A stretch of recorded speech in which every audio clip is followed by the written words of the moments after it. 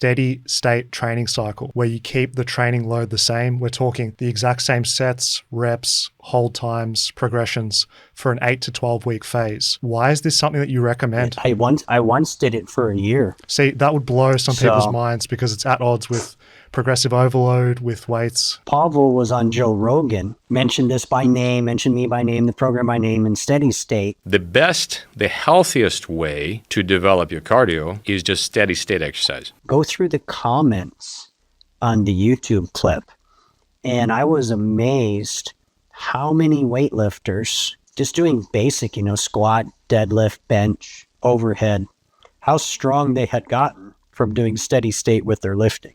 Some of them got really, really strong, and they were exactly like you said.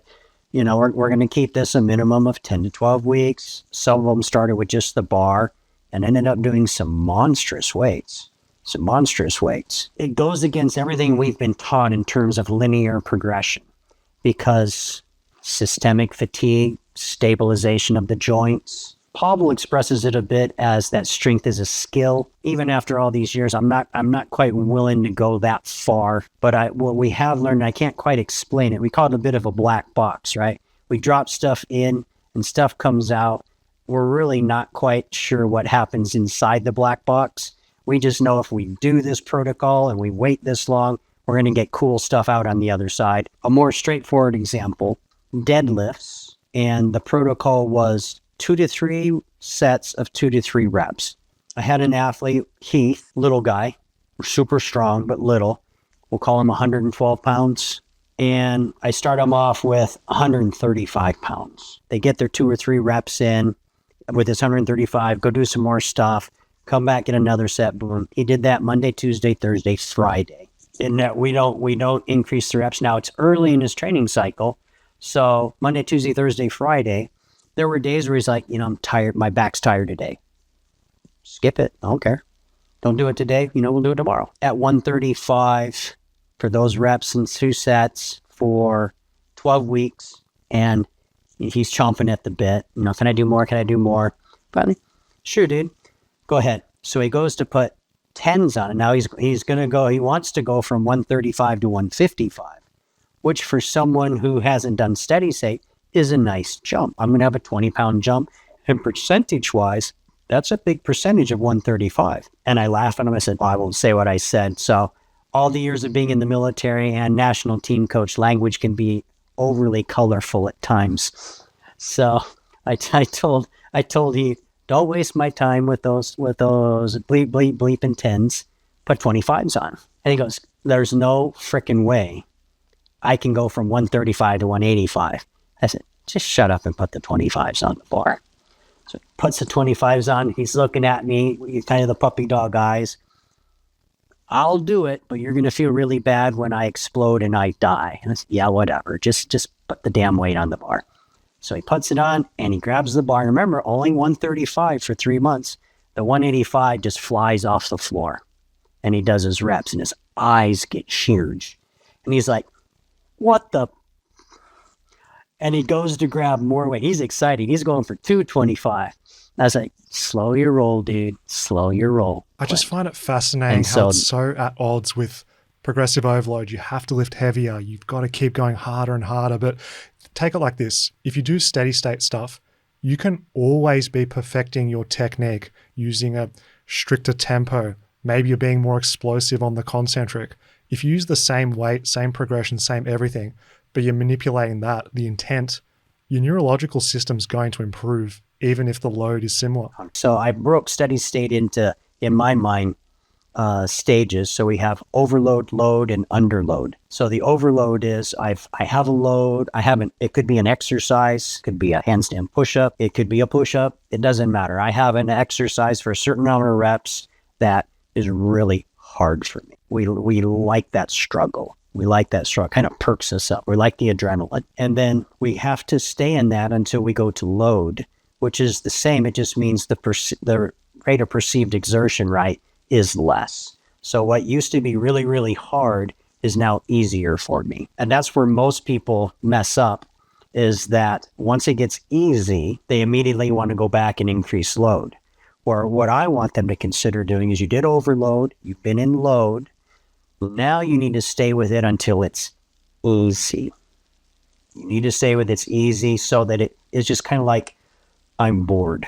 So my athletes keep coming up. Coach, can I increase? Can I increase? Can I increase? Can I increase? Well, how long you been here? It's been 10 weeks. Almost. Oh my gosh. They'd come up again, how long has it been? It's been 12 weeks. Okay. Go ahead. Because what we want is, it's like an injury, right? If I have a sprained ankle, I'm going to be down for a certain amount of weeks, and then I'm going to be able to walk around. Okay. But I'm not recovered. My injury is just not so severe anymore that I can't walk. But if I try to jump, I'm going to get re-hurt. So walking, it feels like I'm okay. Structurally, though, I'm not enough to be athletic. And then what they don't realize is, well, just because I can jump some, it's kind of like if this is a cliff, right? I can come up to the edge as much as I want. I can dance on the edge and come back and I'm fine. But as soon as I go a little bit too far, I fall down the cliff. And there's nothing I can do to get back over the cliff. Once I'm over, I'm over. And so because a lot of our nervous system is functional rather than sensational, we can't feel the weakness, if you will. We can't feel how tenuous it is. That, yeah, I'm performing, but I don't know that I don't understand that I'm really on the ragged edge, right? That I'm one little twist. One Olympic lifter who was a national champion in the U.S. blew his knee out because he changed Olympic lifting shoes. People are going to go, well, that's crazy. He changed shoe. It's the same. Well, yeah, the shoe was like the final straw on the camel's back, but that injury had been there.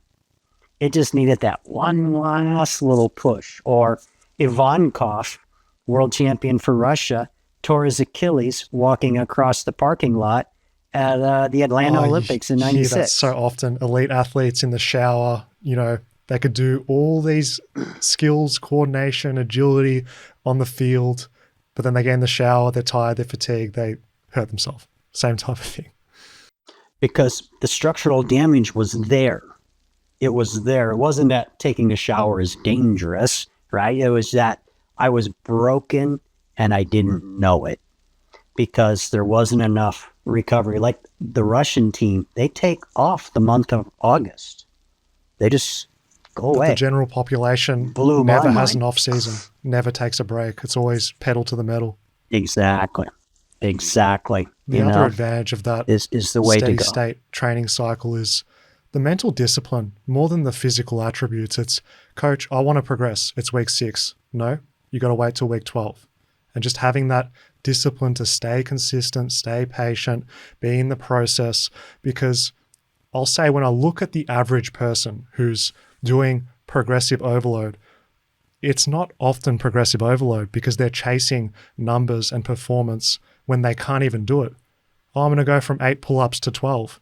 Your form's gone to trash. You've started going half range of motion. Or you're doing 5 sets instead of 3 sets, but your effort per set isn't what we want. I think maybe this will help them is because it sounds like what we're telling them is be really patient, don't increase the load, and you'll stay healthy. But it will also increase performance. Young men, invulnerable, immortal, can't be hurt, bullets bounce off, impatient. I don't have time to take my time. But you have time to be hurt, not do anything. And so I tried to have a long talk with them, some teasing in that. And I said, guys, what happens is people start training, especially the younger guys. And I would count that all the way through the 20s, right? And I said, 2 years, maybe 3 years before they're broken enough that they can't train anymore. And if they're extra tough and they'll push through the pain, maybe 4. Because it's kind of that badge of honor, right? Push through the pain, be a man. I'm getting pictures sent all the time to me of people are proud because their hands are bloody. They've ripped all their calluses off. There's like, coach, I'm so tough. And they're broken and they're laying in puddles of sweat. And I was like, guys, there's not a world-class athlete anywhere that trains this way. I said, but look how tough I am. Look at my hands. And I said, well, yeah, it does show that you worked really hard today, but what are you going to do tomorrow? So you can't train again for a week. And there's nothing you did today by destroying yourself that's going to make up for you not being able to train for the next week. I said, you don't understand how the development works. I guess a simple way to describe it is you tried to write a novel in one day. Instead of a 365-page novel, you tried to write it in one day instead of just write a page today and write another page tomorrow. And I understand, that in terms of it, it's not very thick and you feel like you didn't do anything, but after a year, 365, that's a lot of progress. And so that's where the steady state cycle came from. And that's something that I attribute to my longevity. I started when I was 17. I'm still healthy and progressing at 31.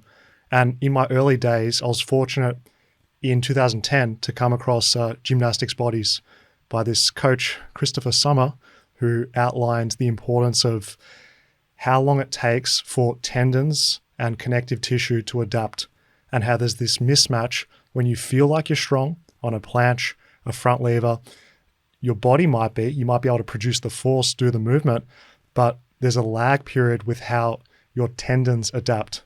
It's measured in months as opposed to days and weeks. 100%. Very good. You were one of the few who was mature enough, right, to accept that this is reality, okay, and behave accordingly. Where kind of, a lot of us when we're young, we have the tendency, I hear what you're saying, but that doesn't apply to me. We're guys, we're testosterone boys, I'm special.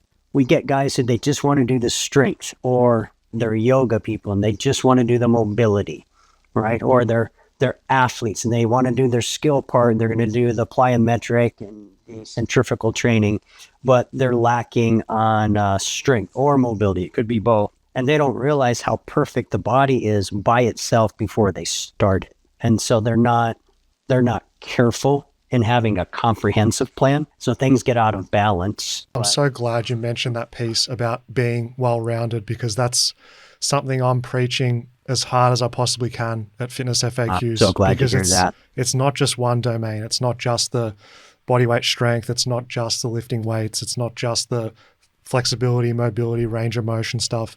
It's everything. It's how the components come together to make your body well-rounded. And it's almost as if people need a certain level of restraint. It's like reverse ego. All of us want to train hard, but it's the ability to be like, play the long game. I love how you said that. It's 100% right. If you're still here and you want to keep learning and master calisthenics, click here to watch another video. Thanks, guys.